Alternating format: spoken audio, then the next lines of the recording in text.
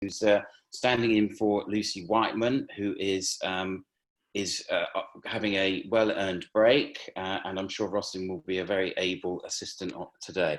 We're also joined today by Councillor Jonathan Nunn, the leader of Northampton Borough Council, Tom Beattie, the leader of Corby Borough Council, Russell Roberts, the leader of Kettering Borough Council, and Councillor Fiona Baker, who is responsible for Cabinet Member at Northamptonshire County Council for Children's Services. Thank you very much, everyone. So today what we will do is we will do what we normally do. We'll go to Roslyn for the weekly update on the figures. Then we will go to each of the leaders for their view on the local situation as they see it this week. Then we will go to the written questions which have been tabled ahead of time. And then we will, if we've got time, take further questions. So if everyone could please mute themselves on entry and rename themselves as the organisation that they're from, that would be very helpful when I'm looking around for people asking questions. So without further delay, let's go to Roslyn Harris for the weekly update on the figures. Thank you, Roslyn. Thanks, Councillor Morris, and hello everyone. I think we should be presenting the slides on the screen, but hopefully everyone should have sight of the updated weekly surveillance report. And if not in front of you, then it will be made available on the County Council website. So if I can draw everyone's attention firstly to the first sort of data slide, which is slide 8 in that pack, which shows the total number of cases in the county since end of June. I'll pause while we just get to page 8 on the screen. Thank you. So this illustrates that we've seen 217 new cases in the week up to the 13th of September. I'm sure you'll be aware, but we omit data that's received in the last 4 days because that's often amended expected it to be the data needs to be clean. So we're looking at the period for we're getting a lot of interference. Somebody on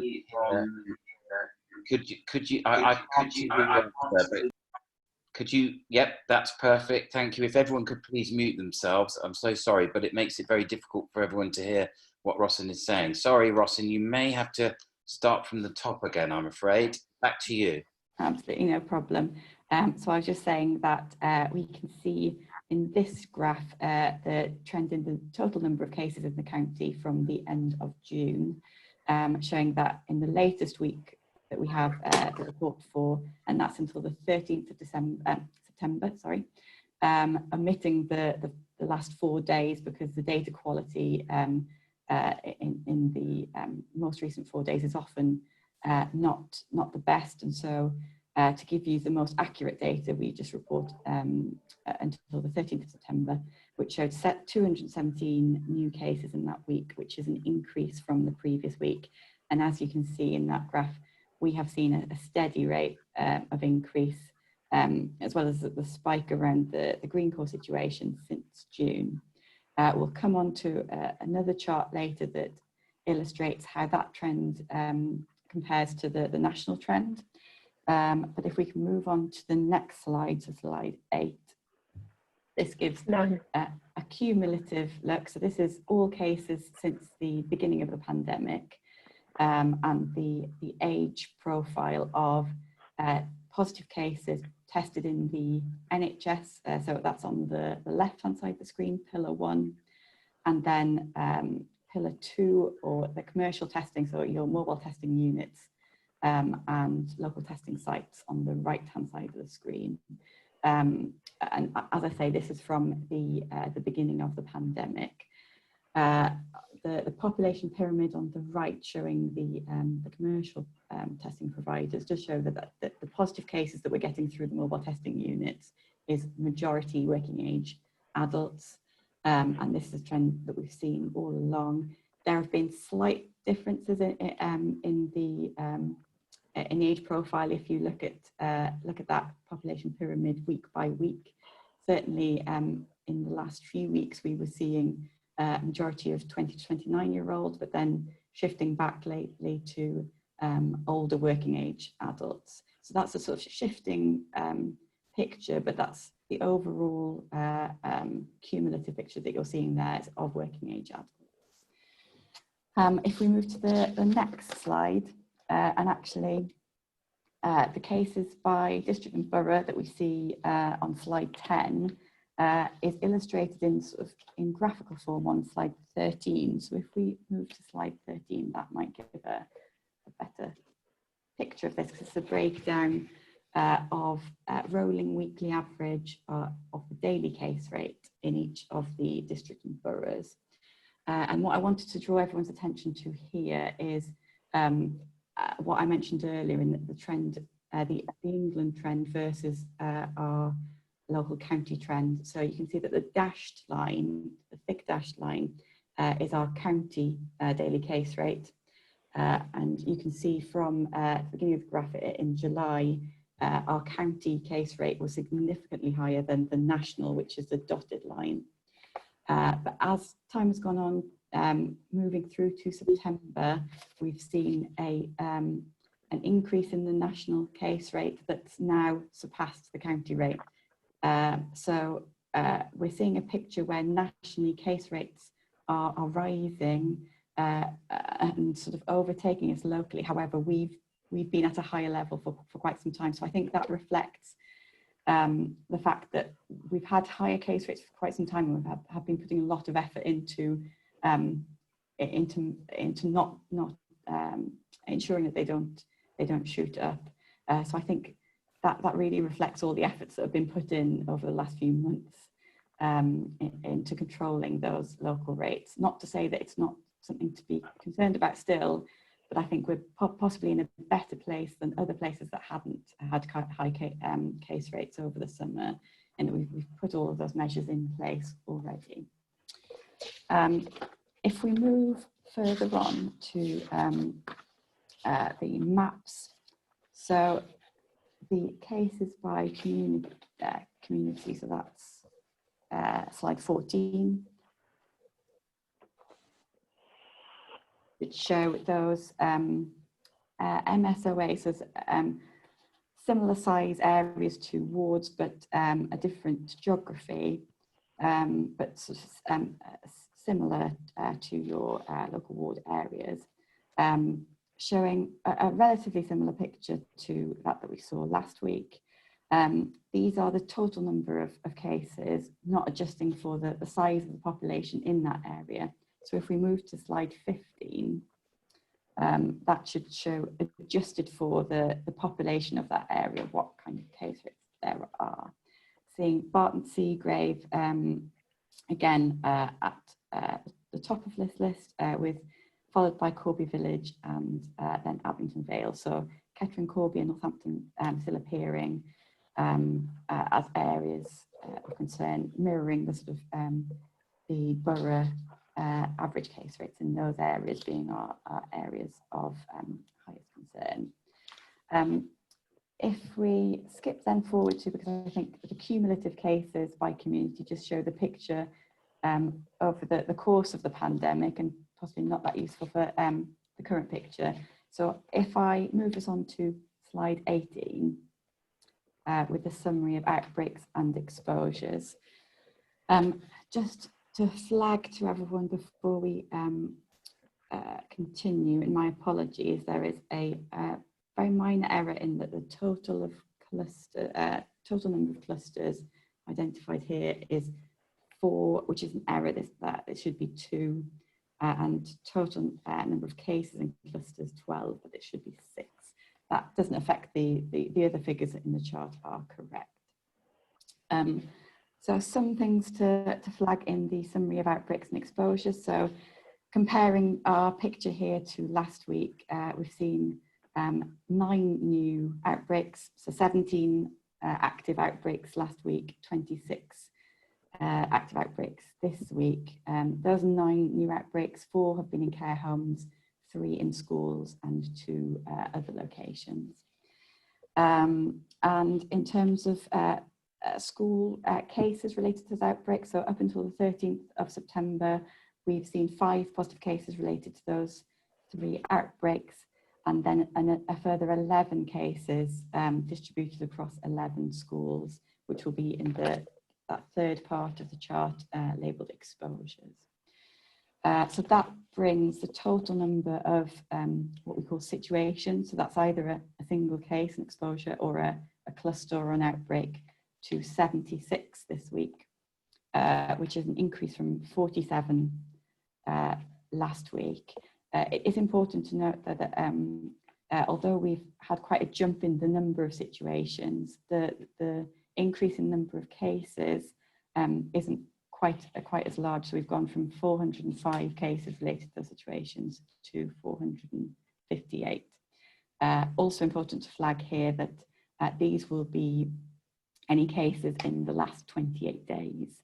So Green Core will still be, as we're still within the 28-day period, will still be appearing on that list. As we move forward, as the weeks continue, then those cases will be excluded from this table summary.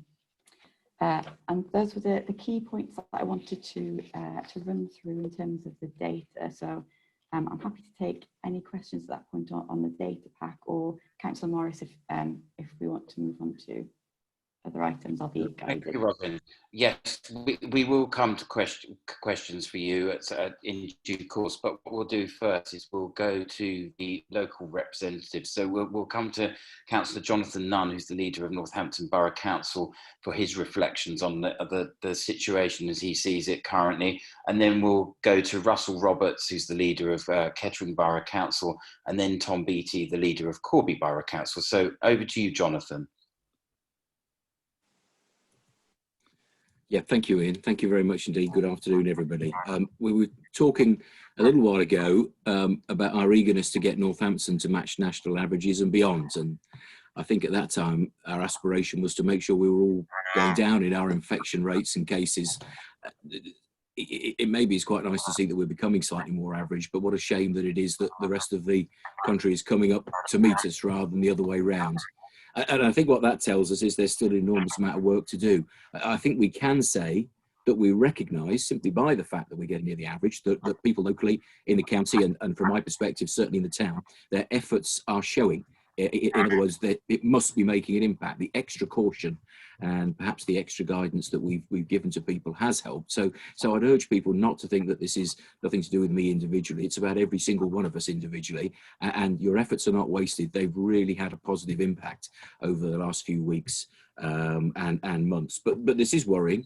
And of course, we're now in a situation with the sort of regulations that have eased following the more serious lockdown, that we are now seeing people travel around the country a great deal more and live their lives in a far more normal way.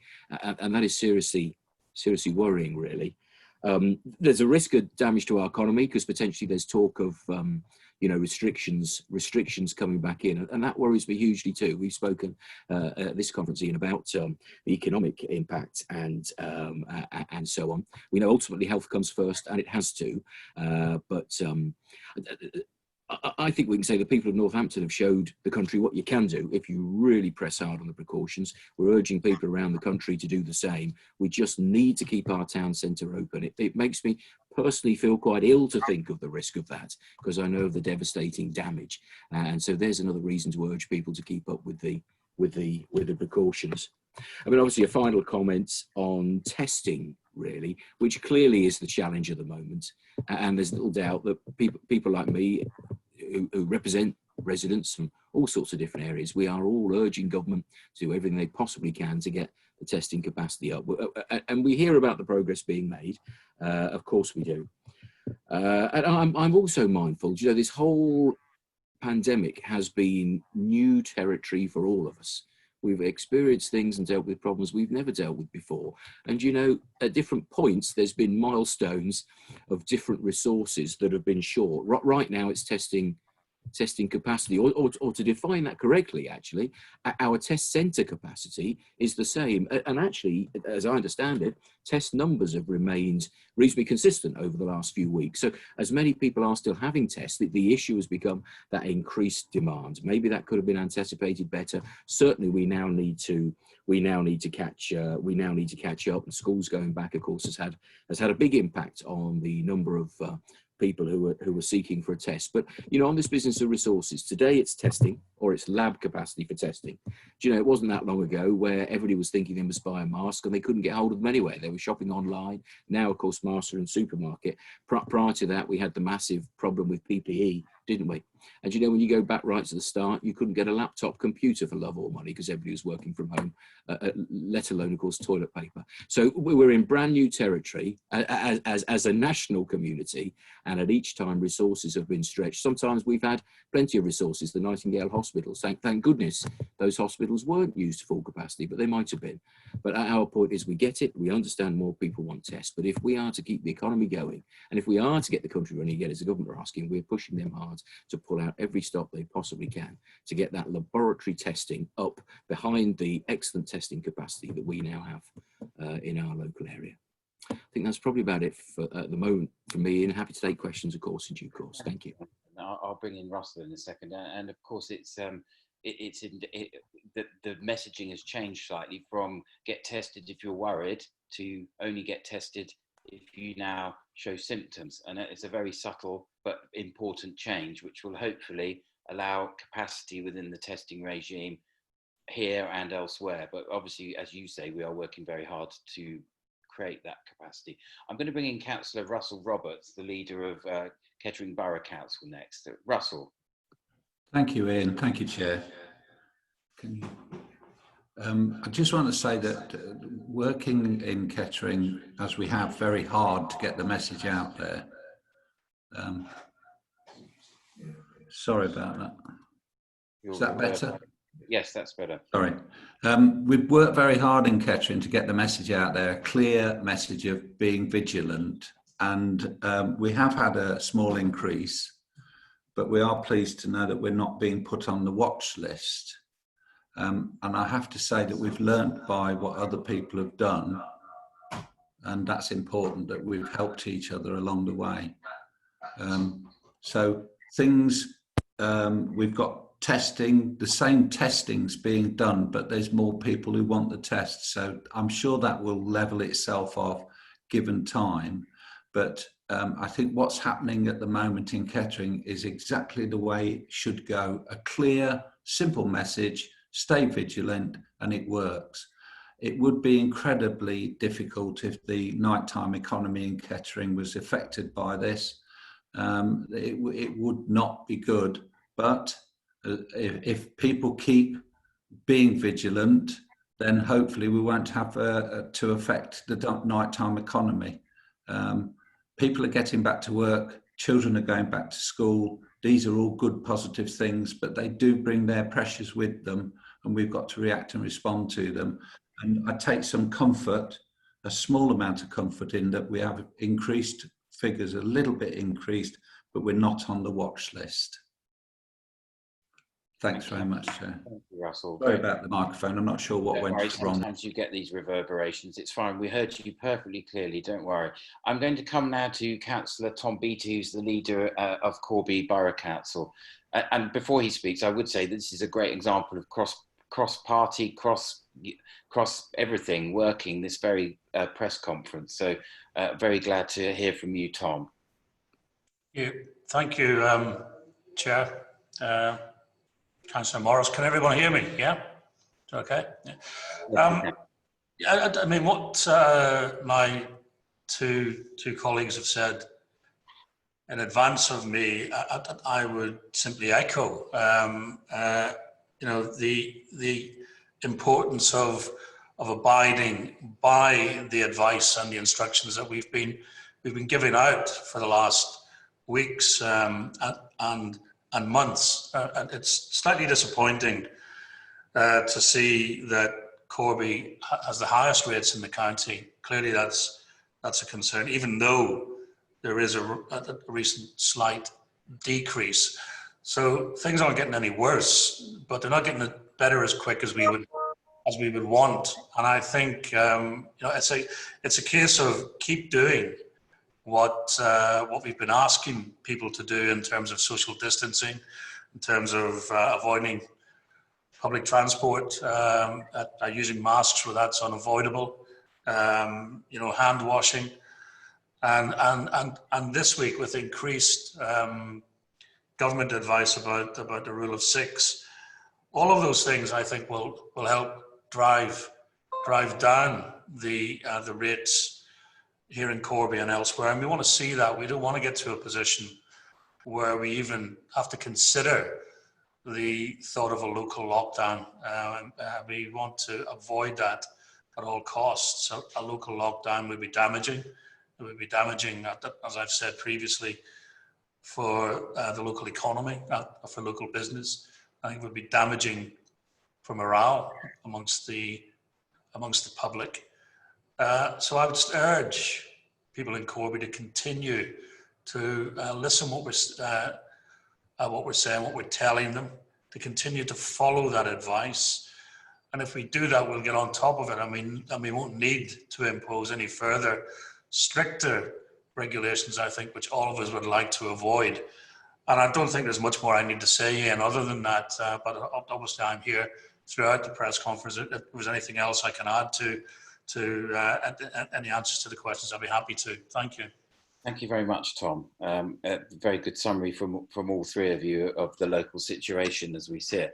I'm going to open up to the written questions now, I think. So the first written question was from Kevin Nichols from the Chronicle and Echo. Some of what you're referring to in your question has probably already been answered, but I'll bring you in anyway. So if you're there, let's see if I can find you. Yes, I am, Ian. Hi, Thank Kevin. you for that. Yeah, good afternoon. How are you? I'm very well, thank you. In the fast-moving world that is this COVID business. The question I asked was regarding the testing and if there was the same number of tests being carried out, and as a knock-on effect of that, how was the data being analysed? I'm just interested, moving on from that, though, that the gentlemen have said that the same number of tests are being carried out. I've just looked at the Public Health England's weekly surveillance report. They seem to just suggest otherwise.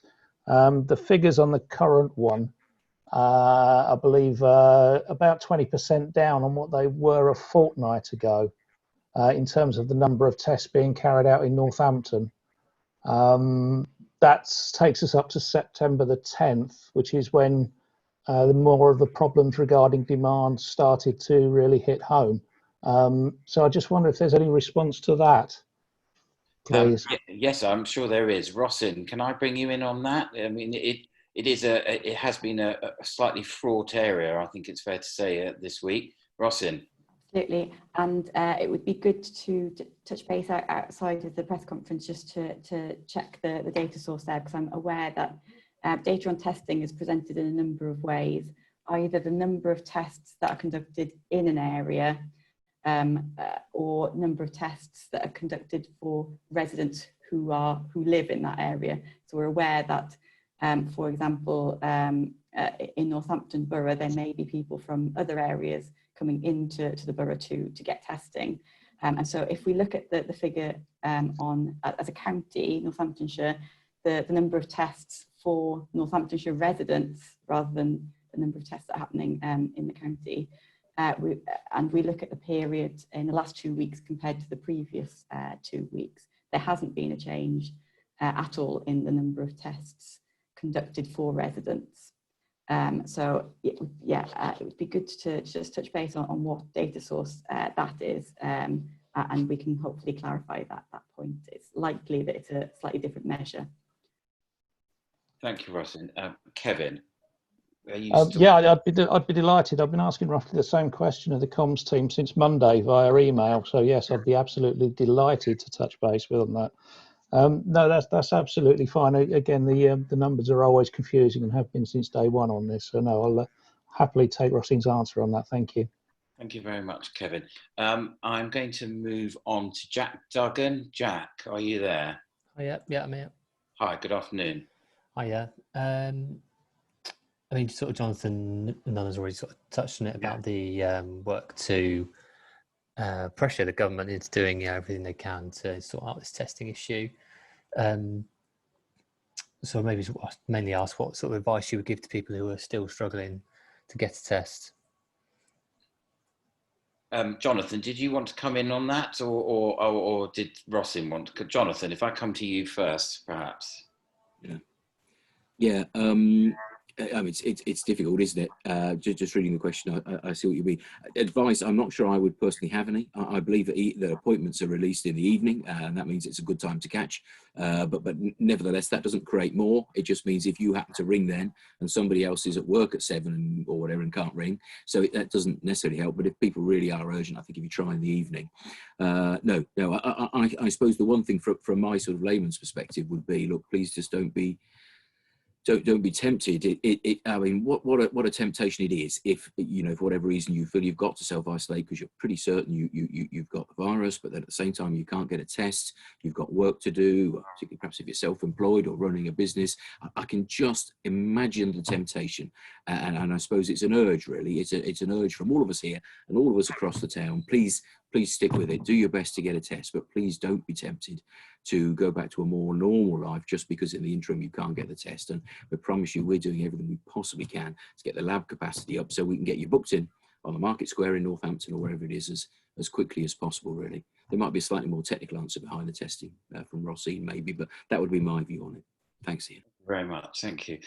Yeah, and obviously as we head into winter season, cold symptoms are going to be abound everywhere. People are going to have colds, runny noses and sore throats, and they're not necessarily COVID symptoms. So we've got to sort of differentiate between what are COVID symptoms and what are non-COVID, non-related things that aren't COVID. So I think it's very important to reinforce that and pre-booking the test, which I think Jonathan's already alluded to.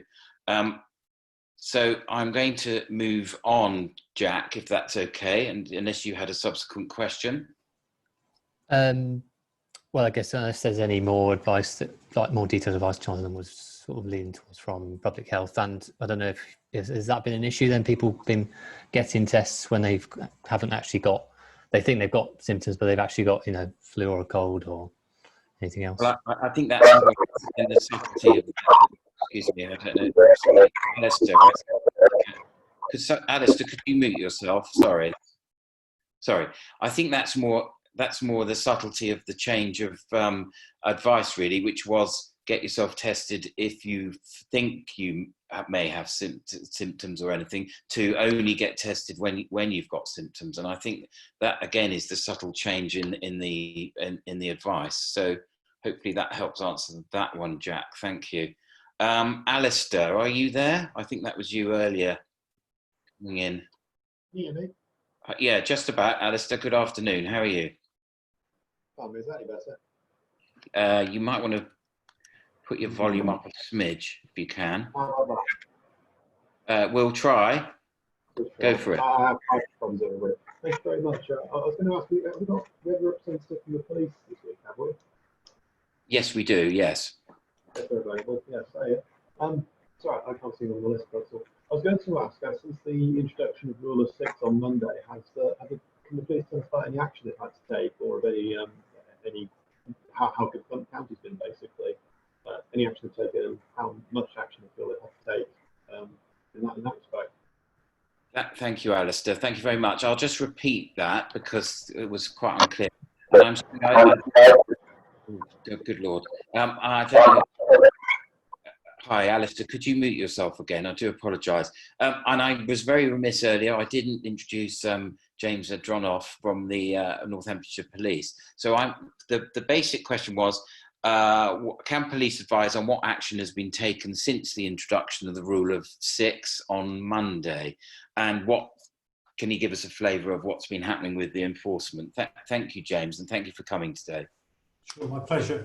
Yeah, Alistair, very happy to answer the question. So I guess there are two broad approaches. One is, first of all, what we're doing proactively. We've got a range of additional patrols that are on duty in areas around the county. They're deployed based on the kind of, I guess, the hotspots and the key locations, and that supports a broader partnership tasking process that sits behind the scenes as well, because other agencies have got resources, visible resources out on the ground, so it's a very joined up approach.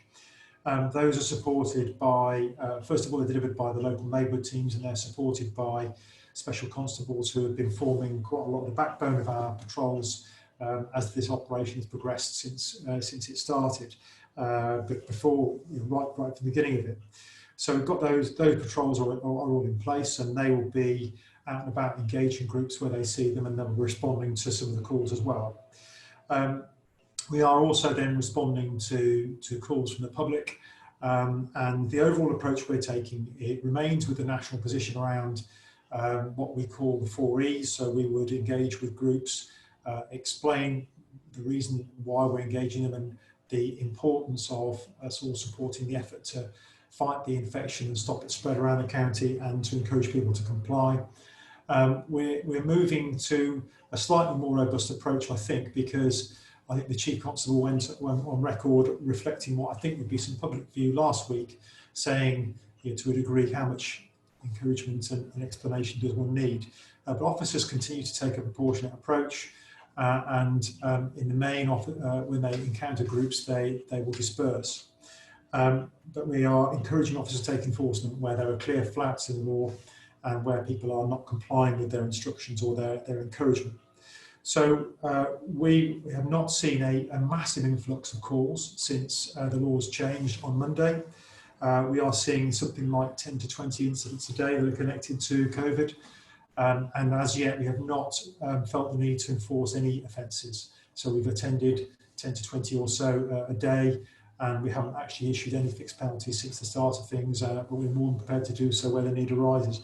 And I think that reflects actually what we're finding, and what certain of the elected member colleagues mentioned earlier on, is overwhelmingly the communities across the county are supportive and compliant, and where officers engage with them and seek to explain the importance of it, that they're complying. So overall, we need to put this in the context of all the other police work that we undertake, and call level and crime levels are back pretty much where they were before. In fact, in some instances, they're slightly higher. So we continue with dedicated patrols. We'll continue to respond where we balance that cognizance with the other emergencies and crimes that we're responding to at that time, and with the resources we've got available. Happy to take more questions if you need to clarify anything. Thank you very much, James. That's a very useful update on what the police are doing. Alistair, are you still there? I think your line's rather bad, so unless you had a subsequent question, I'm going to... Hello, Alistair. I think that might be working fine. Sorry. Thank you, James. I appreciate that. Just to be sure, we were saying no fixed penalties since the start of things. I'm assuming you mean since the start of the rule of 6 and not the start of everything. Forgive me, yes, sorry. We've issued 379, I think it is, since it all started. But sorry for the lack of clarification. Yes, 0, none since Monday, and that 15 to 20 a day is my update since the law changed on Monday. In fact, I'll just add one other thing which reminds me, because it's important for the public to understand that with effect from midnight last night, there was also a shift in legislation around requirements for licensed premises and other leisure-related businesses to ensure that they are getting people who visit their premises to comply with the rule of 6 and to comply with the test and trace rules around the QR codes in recording the principal member of the group. And that's an issue that will be, the government today, I think, have gone out and said that is a responsibility primarily for licensed premises themselves. That will be enforced by the appropriate licensing local authority, and police will support that where we need to. Thank you, James. Thank you for that very good update, particularly on the QR code stuff, which I know Jonathan said it before, but it's incumbent on all of us when we go somewhere to make sure they are following those rules as well as customers. And as he said before, if they're not, then we should walk away from that premises. But obviously, this now gives some more teeth to that sort of principle. But so I'm sure we all welcome that. Thank you. Thank you for that. Oh, sorry, Alistair. Hi, is that you again? No. Okay. Having trouble. You're having some issues there, Alistair, I can tell. Okay. Leave me out. I'm okay. Okay. If you don't mind, we'll move on, Alistair. I've now got Neil Barber from ITV. Neil, are you there? Good afternoon. Hi, Ian. Hi. Yeah, a couple of questions. First one for Rasheen. We've spoken to a professor of microbiology at Cambridge University today, who suggests that any idea of a 2-week national version of restrictions, which everyone's talking about today, wouldn't actually be enough. I wonder what your thoughts are on whether those kind of restrictions were brought in. Would it work, and would 2 weeks be enough? Similar question to Tom Beattie and Jonathan Nunn. How worried are you about the potential for a 2-week version of restrictions, however that looks, and that being taken out of your hands? And just a final one for Jonathan Nunn. The leader of the House of Commons said yesterday anyone who was struggling to get a test and talking about it should stop carping on about it. Do you think that they should stop carping on? Thank you for that, Neil. I'm going to come to Rosin first, I think, to answer that. Then I'll come to Tom and Jonathan. Rosin, there was a part question there for you. Neil, can I just clarify in terms of 2-week restrictions? Is this particular restrictions for household mixing or the nighttime economy? Because there's lots of different restrictions that different areas have implemented. I think what we spoke to the professor about is a version which would include no mixing between households and curfews in bars and potential for hospitality areas to shut. Yeah, so I guess my answer to this really depends on how good the compliance already is in our local area. I think the risk of imposing restrictions on one area rather than another. So, for example, putting restrictions on the nighttime economy and not household mixing is that you shift people's activity to somewhere else. So if you close down the nighttime economy entirely, there is a risk that people go home and party at home. And so I think whatever intervention is taken really needs to be mindful of the level of engagement already in the county and where people are at with this. I think at the moment, because we've seen weeks and months of giving guidance to people to avoid mixing as much as possible, and people are complying with that advisory guidance in the main. I think, yeah, whether it's 2-week restrictions or otherwise, I think what's more important is to look at where those restrictions are placed and how they're implemented, to make sure that we're affecting people's behaviour in an effective way, because I think we need to be mindful of how sometimes restrictions might have unintended consequences. Thank you, Rosin. Jonathan, did you want to come in next on that second part of the question? Then I'll bring in Councillor Tom Beattie as well. Jonathan. Yeah, happy to. Thanks, Ian. Hi, Neil. I think I'd mentioned earlier how horrified I am at the idea about further restrictions, both on people's lives, but certainly on the economy as well. I think it's a really interesting point Racine makes, that, you know, people are hoping or feeling that they deserve the right to mix with others, at least in the pubs and bars and so on. It's out there and it can be seen. There are now the powers to better regulate the tracing type precautions that they have to take and so on, and at least, you know, it can be controlled to a degree. So I think for both those reasons it horrifies me. I wouldn't, on the second part of the question, you know, carping is not the sort of phrase I would use, certainly not publicly, and I don't think I'd use it in any other situation either as well. I think the other part of what the person quoted was saying is a form of celebrating that we have got a lot of testing going on, and indeed we have. Above all, I think the credit is to our populations who have said, right, I'm going to do this, I'm going to do what's asked of me, I am going to get tested. If you have symptoms of, or a member of your family has symptoms of a virus that potentially could be a killer, then you know, you're actually just being sensible to get a test. So I would urge people to keep carping, keep moaning, keep complaining, and keep pushing. Let's get that lab capacity up. But in context, realise that, as I said before, resources have been short of different things at different times, and at the moment it's lab testing. Let's get it sorted as quickly as possible. Hope that's a good answer. Thank you. Satisfactory answer.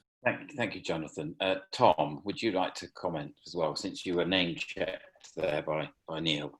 Yes, thank you, Ian. Yeah, Neil asked about how worried I would be about basically I think what he's talking about is a return to some form of national lockdown for a 2-week period. I think it's been described as a circuit breaker is the expression I've heard used,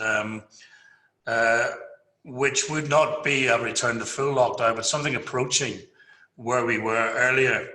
At the beginning of the pandemic, I would be very worried. I would hope that we wouldn't need to get to that, and it would be taken out of our hands. I think that's the other implication of the question. I made my comments earlier about people in Corby continuing to follow the advice which is being given to them by the council, by public health.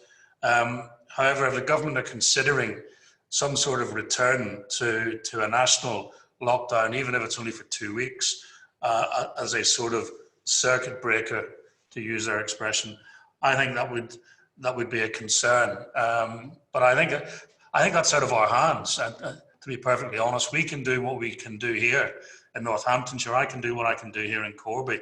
What's happening across the rest of the country, I think, is a responsibility for the government. And if the government think that they need to make that decision, they'll have to live with it. But I would hope that's a decision that they don't have to take. Thank you, Tom. Thank you very much. Neil, did you have a subsequent question, Neil? No, that's everything. Thank you. Thank you, Neil. Perfect. We'll move back to Jack Duggan, who had a further question. Jack. Hi, yeah. Okay. Yeah, just about schools, really. Sort of 2 weeks of them going back. I don't know if you can tell me how many pupils have been told to self-isolate across Northamptonshire as a result of getting symptoms or being in a group, where one of the members of the group have had symptoms. Pardon me. If you have any stats about how many have tested positive. Parents have also been reporting confusion on when they should self-isolate and when not to. I don't know if you have any advice for parents and for schools, just to sort of clarify what they should do. Thank you very much, Jack. There's probably a 3-part answer to that. So I think we'll start with Councillor Fiona Baker, who's the Cabinet Member for Children's Services, and then we'll come to Paul Andrews, who's one of our officers, and then I'll come to you, Rossine. By no means, you will get your say. Over to you, Councillor Baker. Thank you very much, Chairman. Just to say that we're very pleased to say that we have 100% of our schools open. Not all of them are open for the whole of the day. 95% of our schools are fully open, which is a very good figure nationally, we think.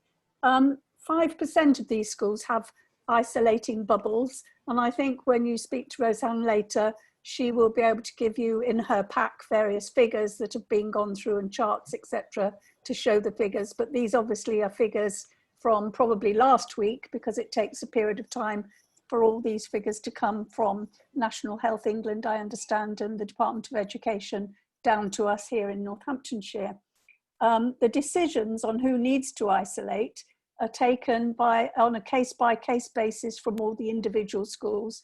But information goes directly to each school from the Department of Education and Public Health on a very regular basis as to what they should do. They're left in no doubt. I'm assured that they are explaining to parents what the situation is, but maybe as a county council we need to do more on that front, because it seems that there is some confusion about who should isolate and who shouldn't. And I would think for other things perhaps pass to Paul, who is the officer in that area that could answer more detailed question. Thank you. Thank you, Councillor Baker. Paul Andrews, if I could come to you next, and then Rossine. Thank you. Thank you, Councillor Morris. I haven't got loads more to add than what Fiona's already mentioned. Just when you look at that 5% of the schools with who aren't fully open, that's generally because there's a degree of isolating bubbles going on in those schools. And when you we've got 326 schools in Northamptonshire, and when you look at that 5%, it sort of roughly equates to the data that you'll see in the slide, in slide 18 that Rosin showed earlier. So I'd ask you to sort of look at those two things, and you'll get the answer to your questions, I think. Thank you, Paul. Yes, it was very clear from the data pack that was shared in this meeting that the figures are definitely there. There's certainly no attempt to, of sleight of hand, to not have those figures in there. Rosin, would you like to make a comment on that? Yes, so I think the numbers issue has been covered, but I just want to come back to the isolating question that and who should isolate. So the clear message is that anyone who is symptomatic, whether they've had a test confirmed positive or not yet, as soon as you're symptomatic, you need to isolate, and so does your household. So household members need to isolate regardless of whether it's a confirmed case or not. It's contacts outside of the household, so whether it's contacts, school contacts, workplace contacts, contacts outside of the home, who don't need to isolate until that case has confirmed. So for parents, if it's your child that's symptomatic and you're waiting a test, your household needs to isolate. If your child is a possible contact of a possible case, there's no need to isolate until that case has been confirmed. And the difference in that guidance is just because of the sheer increase in risk of transmission in household contacts as compared to any other contacts. You're just far more likely to be transmitted in a household than anywhere else. Thank you, Rosin. That was very clear, I think. I don't think there can be any ambiguity around the rules of isolating if you have a child that may be symptomatic or not, depending on what the situation is. Jack, are you still there? Yeah, still here. Yeah. Did you have a subsequent question, or are you content with those answers? I'm sure you are. They were brilliant answers. Yeah, no, happy with them. I was just going to say that whenever you move on to Alice's next question, I'll ask it for him because of his mic issues. Oh, okay, yeah, sure. We'll come back to you then when we get there. So now we've got Laura Coffey from BBC Radio Northampton. Hello, Laura. Good afternoon. How are you? Hi, good afternoon. Yeah, fine, thank you. So I've just got a few questions. Some of them have already been answered. So for ACC, James Andronov, the Prime Minister says with the rule of 6, we should approach people before reporting to the police. Is that what people here in Northamptonshire should do? Also, again, regarding schools, most of those questions have been answered, but a listener had contacted us. She had a couple of children who were off school. She uses the home from school transport. Both her children had coughs, but she couldn't tell the school transport until they arrived that her children were off.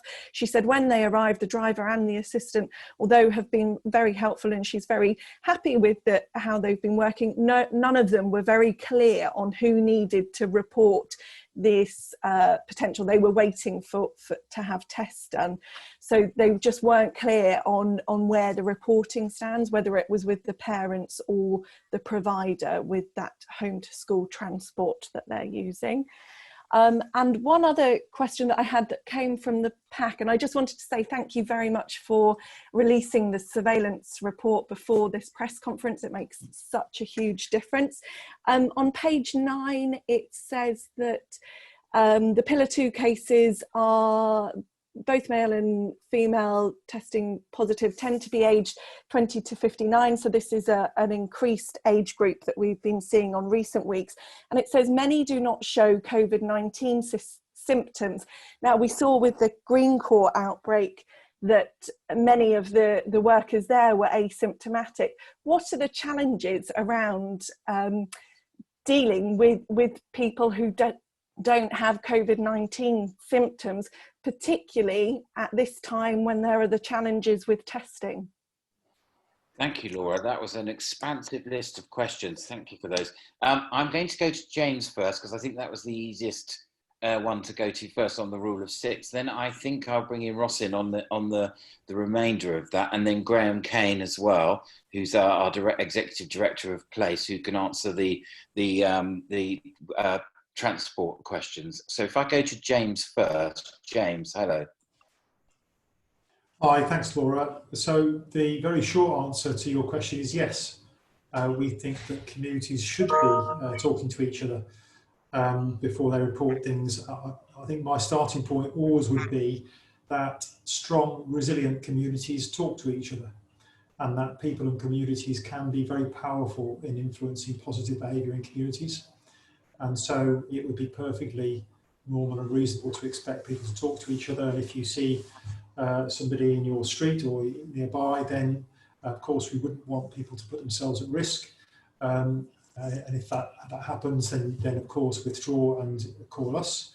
But there is every reason why people should engage with each other and talk to each other and influence behaviour positively. This is a team effort, and we are not going to beat this virus unless we work together, and communities are a fundamental part of that. Indeed, I would echo that. This is not them against us or us against them. This is very much everybody in it together. And to see the police in any way as being an obstruction to normal life is just not the way of looking at it in this current climate. So we have to work with everybody. I'm going to bring in Graham Kane next, the Executive Director for Place. Hello, Graham. There was a question in there about home to school transport and various issues around that recently. Yeah, thank you, Ian. And Laura, thank you for the question. It's really important to us that we get the right information out to parents as well, so that they know what to do. So thank you for the opportunity to emphasise that. So the simple answer is we ask parents to inform the council transport team, so they can come straight to the council transport team and inform us if their child is not going to be attending school because of an illness. And then we will take the responsibility of contacting the transport operator. So we'll do that. We would also ask, of course, I'm sure that the parents contact the school directly as well, because the school will need to know for their own purposes. But they can contact the transport team. They can do that either by email, which is maybe easier for them because they can do it any time, day or night, and we'll pick up the email as soon as we come in. So they can email us, but there are also phone numbers, and all of those are on our website, and it's explained in our code of conducts, which are on our website as well. So I hope that's helpful. Thank you again, Laura, for the question. Thank you, Graham, for that very good answer. Rosin, over to you, and I'm going to prompt you slightly here in that you might want to mention the survey that we're doing online as well currently while answering this. Thank you, Rosin. Over to you. Yes, so the question was around the challenges of asymptomatic transmission, particularly when we have issues around testing capacity, and the answer is, yeah, it is really challenging to manage that asymptomatic transmission when we do have national lab capacity shortage. But a couple of points to sort of reassure people. So although we know there is some asymptomatic spread, most people with coronavirus do have at least one of those symptoms. Another thing to mention is that, sorry, I had written a few points, is that asymptomatic transmission and asymptomatic testing is prioritised still for the most vulnerable. So in care homes, we are still following the care home testing strategy, which is to test all staff in care homes weekly and all care home residents monthly. And that identifies asymptomatic individuals a lot of the time. In fact, the majority of those care home exposures and outbreaks that are listed in the data pack are identified from that routine testing and a majority asymptomatic. So I think in terms of the challenges of managing this capacity issue, what we're doing is prioritising that asymptomatic testing to those the most vulnerable in the community, and expecting the national capacity to increase soon so that we can expand that testing offer. And almost forgot Councillor Morris's prompt. We are also undertaking a survey which has for residents to complete to give us some feedback on the challenges that they may face in accessing testing as one, but also challenges in being able to self-isolate, challenges in being able to maintain social distancing, particularly on transport, at work, out in sort of the hospitality industry. And we're using that feedback. So we've already got over 2,000 responses to the survey, which is really excellent, but we're hoping to push that out and get even more responses to be able to use those responses to guide our interventions and actions and help support people to be able to take all of those actions that we advise them to take. Okay, thank you. Thank you for reacting to that prompt. And of course, the link for that is across all our social media platforms for those that wish to help promote it, because I think it really will be an excellent piece of evidence that we can use and target across the county in the coming weeks and months that are going to be very important. We're running out of time, I'm afraid. So we're going to, Laura, I'm sorry if you don't get the chance to come back, but I'm going to come to Inspiration FM now, and I'm not sure who that is from Inspiration FM, but if you're there, Madam or Sir, I don't know who we're expecting if you're there. No, it appears not. Well, in which case, I think hang on, it's Alex from Heart Radio. Yes, we'll ask Alex. Yes, there is a chance. One quick question in replacement of the one from Inspiration FM. Alex, if you're there. Sure. Yes. Hi. Hi, Alex. Hi there. Okay. My question is: Northamptonshire has been declared an area of concern for the government. Why is that? And if I may ask, how much of this is down to people taking more tests, producing positive so-called cases, which increase the positives and therefore placing areas into concern? I'll come to Rosin on that one because she is the avowed expert on this subject matter. So over to you, Rosin. Yeah, so to answer the question around the areas of concern, so they're actually at a lower tier authority level. So it's by district or borough authority that areas are placed into that category of areas of concern or intervention. And I understand that the national government take a number of measures and not simply case rates and recent case rates into account. And that includes the percentage of tests that are returned positive. So if areas happen to be testing lots of people and so finding new cases, and therefore their percentage of tests coming back positive are extremely low, that's taken into account in knowing whether places should be escalated to the watch list or not. So any of our boroughs that have been escalated to the watch list, there's been a combination of increasing case rates, but also checking that against the proportion of tests that are coming back positive, to make sure that it's not just the fact that we're testing lots more people. Can I just finally ask, I asked this last week, but I'd like to ask you just one very final question on the back of that. How confident are you with case numbers, bearing in mind that there are still an unknown number of false positives being produced? I would say actually that we are positive around the case numbers. The false positive rates are really not causing us any concern in skewing those figures. Okay. Thank you very much. Thank you. I don't think Inspiration FM are there. There was a concern that we were going to get cut off at 4, but it may be that we have a few more minutes. I'm not sure. If we do suddenly disappear, it's not because I've pulled the plug on everyone. It'll be because we've run out of our allotted time. But I'm just going to go round and have a look and see if anyone has a further question since we're here. Jack Duggan, you've got your hand up, sir. Hello, Jack. Hiya, yeah. Just wanted to ask if you can tell us how many people are being treated with coronavirus at Northampton Hospital and Kettering Hospital. Thank you, Jack. Thank you very much.